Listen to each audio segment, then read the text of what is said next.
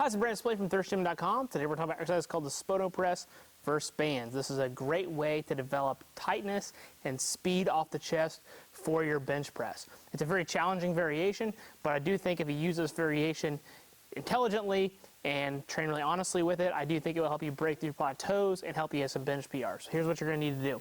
You are going to want some kind of rack that's going to let you set up your bands. We've got a video of how to set up bands for the bench press. You can check that out. It completely covers everything. But basically your bands are going to be doubled up. So we have ours around our band pegs.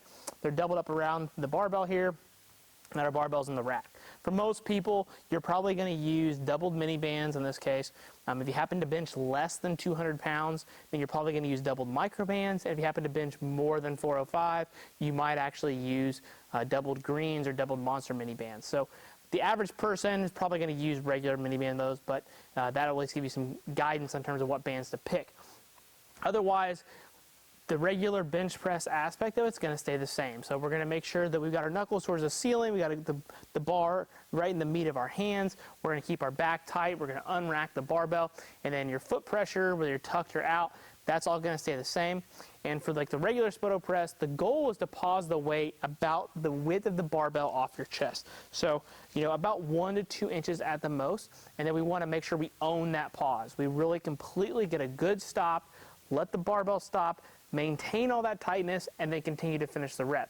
Obviously, since we're not going all the way down to the chest, we're not training that range of motion, but we're trying to learn to stay tight and build up that strength just off the chest.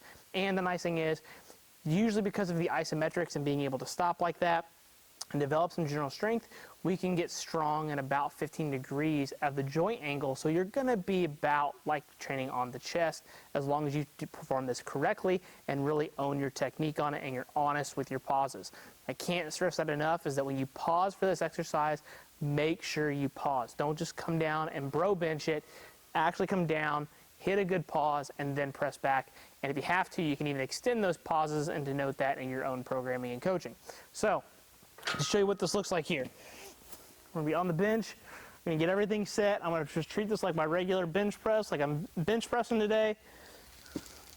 Up on my shoulders, feet flat for myself.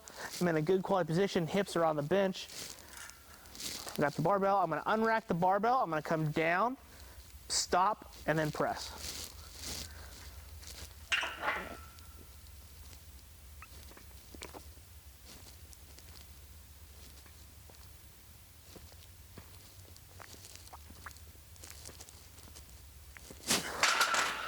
And then rack.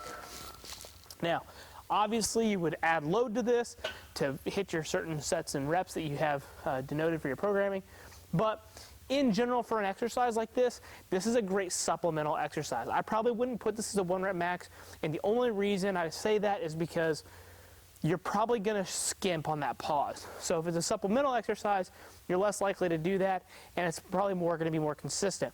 I really think anywhere from about 3 to 6 reps on average is a good place for this particular variation of this exercise. You can use some higher rep Spotos, but I wouldn't use the bands. That's just my personal opinion.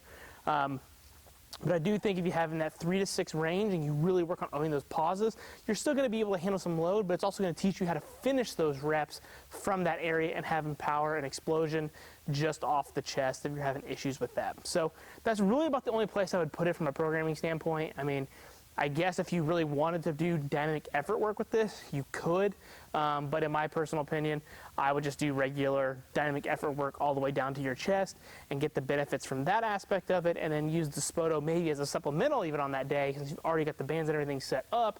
Then use that to maybe work up to a good 3 to 5 sets for the day, and then move on to your accessory work. So if you have any questions about the Spoto press for bands, please feel free to leave it in the comment section. Thanks. Have a great day.